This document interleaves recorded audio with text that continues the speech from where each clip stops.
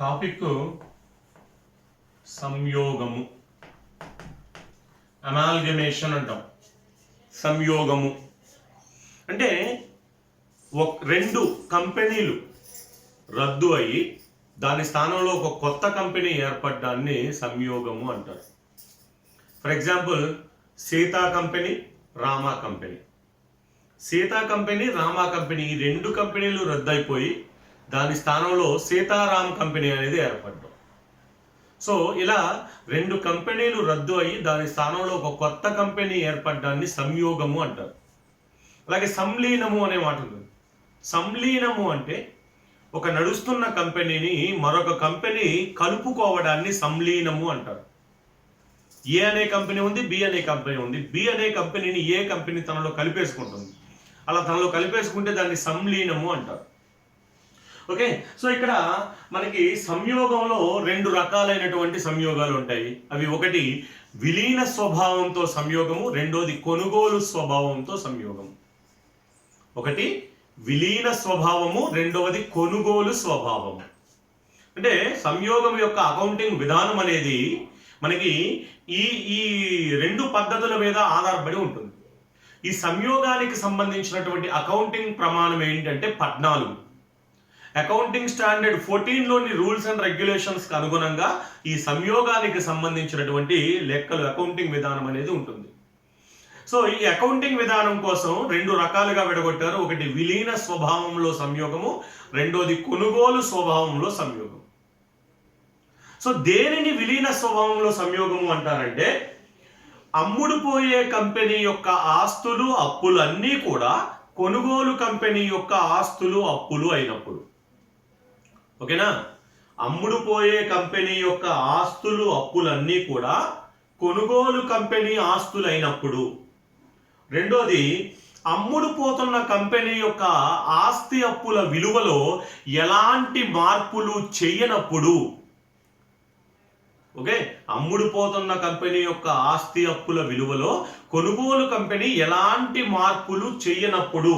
అలాగే అమ్ముడుపోయే కంపెనీ యొక్క వ్యాపారాన్ని కొనుగోలు కంపెనీ కొనసాగిస్తున్నప్పుడు.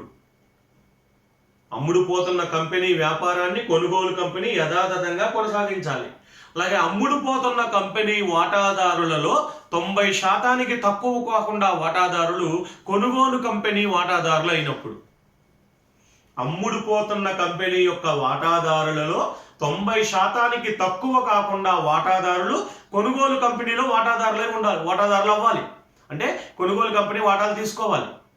ఓకేనా, అదేవిధంగా అమ్ముడుపోతున్న కంపెనీ కొనుగోలు ప్రతిఫలంగా, అమ్ముడుపోతున్న కంపెనీకి కొనుగోలు ప్రతిఫలంగా కొనుగోలు కంపెనీ వాటాలను, తన వాటాలను కేటాయించినప్పుడు. ఎన్ని షరతులు వచ్చినాయి? మొత్తం 5 షరతులు. ఏంటది? అమ్ముడుపోయే కంపెనీ ఆస్తులు అప్పులన్నీ కూడా కొనుగోలు కంపెనీ ఆస్తు అప్పులు అవ్వాలి. అమ్ముడుపోయే కంపెనీ ఆస్తులలో ఎలాంటి మార్పులు చేయకూడదు కొనుగోలు కంపెనీ. నెక్స్ట్ అమ్ముడుపోయే కంపెనీ వ్యాపారాన్ని కొనుగోలు కంపెనీ కొనసాగించాలి. అమ్ముడుపోయే కంపెనీ ఈక్విటీ వాటాదారులలో 90% తక్కువ కాకుండా వాటాదారులు కొనుగోలు కంపెనీ వాటాదారులై ఉండాలి. అలాగే అమ్ముడుపోయే కంపెనీకి కొనుగోలు ప్రతిఫలంగా కొనుగోలు కంపెనీ తన వాటాలను జారీ చేయాలి. ఈ 5 షరతులను సంతృప్తి పరిచినప్పుడు అది విలీన స్వభావంలో సంయోగము అంటారు. దాన్నే ఆసక్తి ఏకీకరణ పద్ధతి అని కూడా అంటారు. ఆసక్తి ఏకీకరణ పద్ధతి, పూలింగ్ ఆఫ్ ఇంట్రెస్ట్ మెథడ్. ఓకేనా, ఒకటిగా చేయు స్వభావము అని కూడా అంటారు. ఈ విలీన స్వభావాన్నే ఆసక్తి ఏకీకరణ పద్ధతి అంటారు, ఒకటిగా చేయు స్వభావం అని కూడా అంటారు. సో ఎప్పుడు దీన్ని విలీన పద్ధతి అనుకోవాలి అంటే ఇంతకు ముందు మీకు చెప్పినటువంటి 5 షరతులు సంతృప్తి పరిచినప్పుడు మాత్రమే అది ఒకటిగా చేయు స్వభావంలో సంయోగం జరిగినట్టుగా భావించాలి. ఈ 5 షరతులలో ఒకటి కానీ అంతకన్నా ఎక్కువ కానీ షరతులు సంతృప్తి పరచకపోతే అది కొనుగోలు స్వభావంలో సంయోగం అవుతుంది. అర్థమవుతుందా? ఇప్పుడు నేను చెప్పిన 5 షరతులు ఏవైతే ఉన్నాయో ఆ 5 షరతులలో ఒకటి కానీ లేదా అంతకన్నా ఎక్కువ షరతులు సంతృప్తి పరచకపోతే అది కొనుగోలు స్వభావంలో సంయోగం అయి ఉంటుంది. అంటే కొనుగోలు స్వభావానికి సెపరేట్గా మనకి అక్కడ ఎక్కడా నిర్వచనం లేదు. ఓకేనా, ఆసక్తి ఏకీకరణ పద్ధతి కానిది కొనుగోలు స్వభావం. ఆసక్తి ఏకీకరణ పద్ధతి కానిది ఏంటి అంటే ఆ 5 షరతుల్లో సంతృప్తి పరచకపోతే అది ఆసక్తి ఏకీకరణ విలీన పద్ధతి కాదు. సో ఎప్పుడైతే అది ఆసక్తి ఏకీకరణ పద్ధతి కాదో అది కొనుగోలు స్వభావం. అర్థమైందా? సో కాబట్టి మనం అక్కడ ఏ స్వభావంలో జరిగింది లెక్కలో చెప్తాడు, అది జాగ్రత్తగా అబ్జర్వ్ చేయాలి. నెక్స్ట్ ఇక్కడ ఇంకొకటి ఇంపార్టెంట్ పాయింట్ ఏంటంటే కొనుగోలు ప్రతిఫలం. కొనుగోలు ప్రతిఫలం అంటే అమ్ముడుపోయే కంపెనీకి కొనుగోలు కంపెనీ చెల్లించే మొత్తాన్ని కొనుగోలు ప్రతిఫలం అంటారు. ఆల్రెడీ మీకు వ్యాపార కొనుగోలు అనే టాపిక్లో మనం నేర్చుకుంటాం కొనుగోలు ప్రతిఫలం గురించి. ఓకే, ఏ కంపెనీ అయితే అమ్ముడుపోతుందో ఆ కంపెనీకి కొనుగోలు కంపెనీ చెల్లించే మొత్తాన్ని, అంటే ఆ కంపెనీని కొంటుంది కదా కొనుగోలు కంపెనీ, అలా కొంటున్నందుకు దానికి ప్రతిఫలంగా చెల్లించే మొత్తాన్ని కొనుగోలు ప్రతిఫలం అంటారు. ఓకే, సో ఈ కొనుగోలు ప్రతిఫలాన్ని 4 రకాల పద్ధతుల్లో లెక్కిస్తారు. ఒకటి ఏక మొత్తం పద్ధతి. అంటే ఇక్కడ ఆస్తి అప్పులతో సంబంధం లేకుండా ఇరు కంపెనీలకు అంగీకారమైనటువంటి ఒక మొత్తాన్ని కొనుగోలు ప్రతిఫలంగా ఫిక్స్ చేస్తారు. ఏ కంపెనీని బి కంపెనీ రెండు, లేదా ఏ కంపెనీని బి కంపెనీ కొంటుంది అనుకోండి. ఇప్పుడు ఏ కంపెనీకి 10 లక్షలు ఇస్తాను అంది, లేదా 20 లక్షలు ఇస్తాను, ఒక ఫిక్స్డ్ అమౌంట్. అలా ఒక ఫిక్స్డ్ అమౌంట్ మనం ఇద్దరు అంగీకారంతో ఏర్పాటు చేసుకుంటే దానిని ఏక మొత్తం పద్ధతి అంటారు. ఇక్కడ మనం లెక్కించేది ఏమీ ఉండదు. లెక్కలో చెప్తాడు కొనుగోలు ప్రతిఫలం ఎంతకు అంగీకరించుకున్నారు అని. సో 10,50,000కి కొనుగోలు చేశాడు, దాని ఏక మొత్తం పద్ధతి. అక్కడ మనం చేసేది ఏమీ లేదు. ఓకే, సో నెక్స్ట్ రెండోది నికర ఆస్తుల పద్ధతి. చాలా ఇంపార్టెంట్ మెథడ్ ఇది కొనుగోలు ప్రతిఫలంలో. నికర ఆస్తుల పద్ధతి అంటే ఈ పద్ధతిలో ఏదైతే కంపెనీ అమ్ముడుపోతుందో, ఓకేనా, అమ్ముడుపోయే కంపెనీ నుంచి కొనుగోలు కంపెనీ తీసుకున్నటువంటి ఆస్తులకి అప్పులకి మధ్య ఉన్నటువంటి తేడాని కొనుగోలు ప్రతిఫలంగా తీసుకోవాలి. అమ్ముడుపోయే కంపెనీ నుండి కొనుగోలు కంపెనీ తీసుకుంటున్నటువంటి ఆస్తులకి అప్పులకి మధ్యలో ఉన్నటువంటి తేడాని కొనుగోలు ప్రతిఫలంగా తీసుకోవాలి. అయితే ఇలా తీసుకునేటప్పుడు ఆ ఆస్తులని మనం ఏ విలువకు తీసుకోవాలంటే మార్కెట్ విలువలకు తీసుకోవాలి. మనకి ఆస్తి అప్పుల పట్టికలో ఉండే విలువలు ఏ విలువలు? పుస్తకపు విలువలు. అవునా? ఆస్తికి 3 రకాల విలువలు ఉంటాయి. ఒకటి అసలు విలువ, రెండవది పుస్తకపు విలువ, మూడవది మార్కెట్ విలువ. అసలు విలువ అంటే ఆస్తిని కొనుగోలు చేసినటువంటి విలువ. పుస్తకపు విలువ అంటే ఆ అసలు విలువలో నుండి తరుగుదలలు తీసివేస్తూ ఆస్తి అప్పుల పట్టికలో చూపించే విలువలు పుస్తకపు విలువలు. ఆ ఆస్తిని బయట మార్కెట్లో మనం అమ్మితే వచ్చేదాన్ని మార్కెట్ విలువ అంటారు. ఇప్పుడు మనం కొనుగోలు ప్రతిఫలం లెక్కించడానికి మార్కెట్ విలువలు తీసుకోవాలి, పుస్తకపు విలువలు కాదు. ఓకేనా? ఆ ఆస్తుల యొక్క మార్కెట్ విలువలలో నుండి బహిర్గత అప్పులు అంటే బయట వ్యక్తులకు చెల్లించాల్సిన అప్పులు తీసివేయాలి. సో అలా బయట వ్యక్తులకు చెల్లించాల్సిన అప్పులు తీసేస్తే ఆ వచ్చే మొత్తం ఏదైతే ఉందో ఆ మొత్తాన్ని మనం కొనుగోలు ప్రతిఫలంగా తీసుకుంటాం ఈ నికర ఆస్తుల పద్ధతి. అర్థమైందా?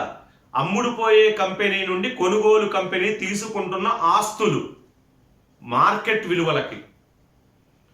ఒకవేళ ఏదైనా ఆస్తికి మార్కెట్ విలువ లేదనుకోండి, అప్పుడు పుస్తకపు విలువ తీసుకుంటాం. ఫర్ ఎగ్జాంపుల్ నగదు ఉంది, నగదుకి మార్కెట్ విలువ ఉండదు. 2,000 రూపాయల నోటు మీ దగ్గర ఉన్న 2,000, బయట మార్కెట్లో అయినా 2,000, దానికి మార్కెట్ విలువ ఉండదు. కాబట్టి దాన్ని యాజ్ ఇట్ ఈస్ గా తీసుకుంటాం. అలాగే కొన్ని ఆస్తులకి మార్కెట్ విలువలు చెప్పనప్పుడు దాని అర్థం ఏమిటి? పుస్తకాలలో ఉన్న విలువని తీసుకుంటాం. ఓకేనా? సో ఇలా తీసుకునేటప్పుడు కొన్ని ముఖ్యాంశాలు మనం గమనించాలి. ఏంటంటే ఆస్తి అప్పుల పట్టికలో ఆస్తుల వైపున కొన్ని కల్పిత ఆస్తులు ఉంటాయి. కొన్ని కల్పిత ఆస్తులు అంటే అది ఆస్తి కాదు, కానీ ఆస్తి అప్పుల పట్టిక మనకి టాలీ కావడం కోసం కొన్ని ఆస్తులని మనం ఆస్తుల వైపు చూపిస్తాం. ఏంటవి? ప్రాథమిక ఖర్చులు. అది ఆస్తి కాదు. దాన్ని ఆస్తి అప్పుల పట్టికలో చూపిస్తూ ప్రతి సంవత్సరం కొంత మొత్తాన్ని రద్దు చేసుకుంటూ వెళ్ళిపోతాం. ఓకే, అండ్ వాటాల మీద, డిబెంచర్ల మీద డిస్కౌంట్, లాభ నష్టాల ఖాతా, డెబిట్ నిల్వ అంటే నష్టం, ఇవన్నీ ఆస్తుల వైపు ఉంటాయి. ఈ కల్పిత ఆస్తులని లెక్కలోనికి తీసుకోకూడదు. కొనుగోలు ప్రతిఫలం లెక్కించడానికి ఈ కల్పిత ఆస్తులను మనం లెక్కలోనికి తీసుకోకూడదు. ఓకే, కేవలం అమ్ముడుపోయే కంపెనీ నుంచి కొనుగోలు కంపెనీ ఏ ఆస్తులైతే తీసుకుందో ఆ ఆస్తులను మాత్రమే తీసుకోవాలి. ఒకవేళ గుడ్ విల్ గురించి ఏదైనా చెప్తే ఆ గుడ్ విల్ ని క్యాలిక్యులేట్ చేసి మనం తీసుకుంటాం. అంటే గుడ్ విల్ని ఇలా విలువ కట్టండి, గుడ్ విల్ ఇంత తీసుకోండి అని చెప్తాడు. ఆ విలువని గుడ్ విల్గా తీసుకుంటాం.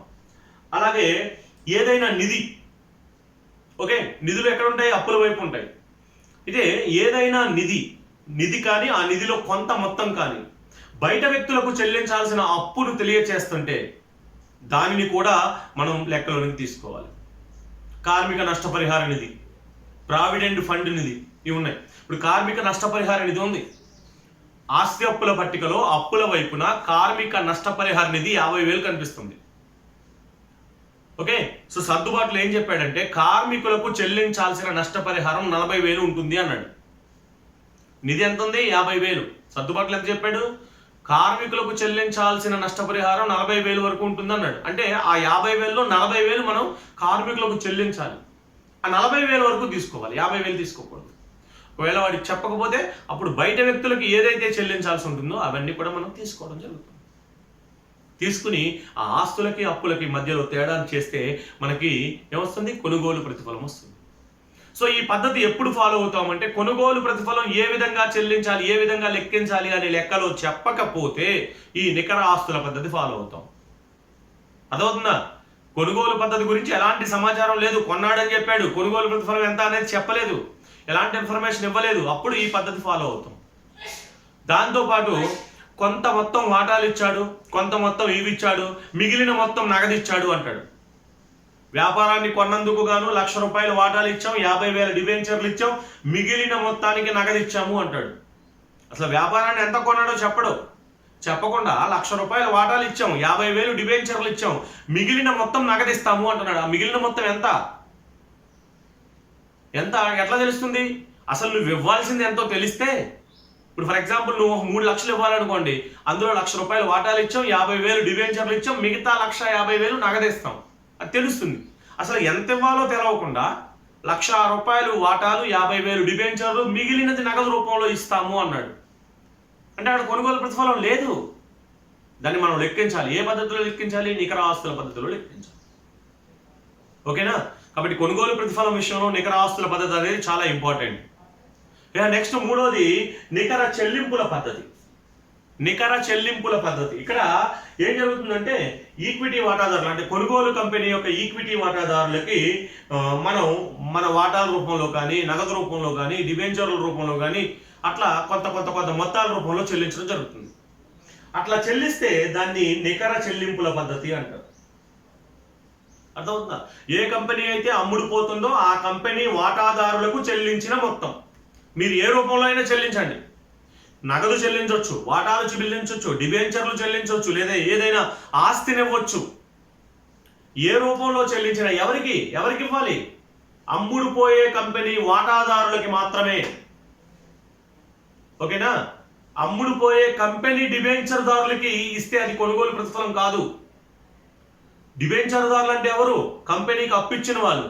వాళ్ళకి ఏదైనా చెల్లిస్తున్నామంటే వాళ్ళ అప్పు వాళ్ళకి కడతన్నట్టు, అంతేకాని అది కొనుగోలు ప్రతిఫలంలోకి రాదు. కొనుగోలు ప్రతిఫలం అంటే ఏంటి? అమ్ముడుపోయే కంపెనీ యొక్క వాటాదారులకు చెల్లించేది కొనుగోలు ప్రతిఫలం. డిబెంచరుదారులకు చెల్లించేది కొనుగోలు ప్రతిఫలం కాదు. ఓకేనా? సో ఇప్పుడు అమ్ముడుపోయే కంపెనీ వాటాదారులకి కొనుగోలు కంపెనీ డిబెంచర్లు ఇస్తుంది. జాగ్రత్తగా వినండి. అమ్ముడుపోయే కంపెనీ వాటాదారులకి కొనుగోలు కంపెనీ డిబెంచర్లు ఇస్తుంది. అది కొనుగోలు ప్రతిఫలం అవుతుందా కాదా? అవుతుంది. ఎందుకు? మనం ఎవరికి ఇస్తున్నాం? వాటాదారులకు ఇస్తున్నాం. వాటాదారులకి ఏది ఇచ్చినా సరే, నగదు కావచ్చు, వాటాలు కావచ్చు, డిబెంచర్లు కావచ్చు, ఏది ఇచ్చినా అది కొనుగోలు ప్రతిఫలంలోకి వస్తుంది. డిబెంచరుదారులకి వాటాలు ఇచ్చారు. అమ్ముడుపోయే కంపెనీ యొక్క డిబెంచరుదారులకి కొనుగోలు కంపెనీ వాటాలు ఇచ్చింది. అది కొనుగోలు ప్రతిఫలమా? కాదు, అది అప్పు చెల్లించడం. గుర్తుపెట్టుకోండి. సో కాబట్టి కొనుగోలు ప్రతిఫలం అంటే ఏంటి? అమ్ముడుపోయే కంపెనీ యొక్క వాటాదారులకి చెల్లించేది. రకరకాల మొత్తాల్లో చెల్లించడం జరుగుతుంది. అలా చెల్లిస్తే దాన్ని నికర చెల్లింపుల పద్ధతి అంటారు. అండ్ లాస్ట్ వన్ వాటాల మార్పిడి పద్ధతి. వాటాల మార్పిడి అంటే ఇక్కడ కేవలం వాటాలు మాత్రమే మారతాయి. కొనుగోలు కంపెనీ అమ్ముడుపోయే కంపెనీలో ఎన్ని వాటాలు ఉన్నాయో ఆ వాటాలకి ఒక రేషియో ప్రకారంగా వాటాలు ఇస్తుంది. అంటే అమ్ముడుపోయే కంపెనీలో 5 వాటాలు ఉంటే 2 వాటాలు ఇస్తాను. అమ్ముడుపోయే కంపెనీలో 1 వాటా ఉంటే మా 1 వాటా. ఏదో వాళ్ళు అనుకున్న నిష్పత్తి ప్రకారంగా అమ్ముడుపోయే కంపెనీ వాటాలకి కొనుగోలు కంపెనీ ఎన్ని వాటాలు ఇవ్వాలో డిసైడ్ చేస్తుంది. అట్లా వాటాలని మార్చుకోవడం వాటాల మార్పిడి పద్ధతి. ఇట్లా 4 రకాల పద్ధతుల్లో కొనుగోలు ప్రతిఫలం అనేది ఇవ్వడం జరుగుతుంది. అందులో ముఖ్యమైనది ఏంటి? నికర చెల్లింపుల పద్ధతి ఒకటి అండ్ నికర ఆస్తుల పద్ధతి ఒకటి. మెయిన్ నికర ఆస్తుల పద్ధతి. రైట్నా? ఇది కొనుగోలు ప్రతిఫలం. అర్థమైందా? రైట్.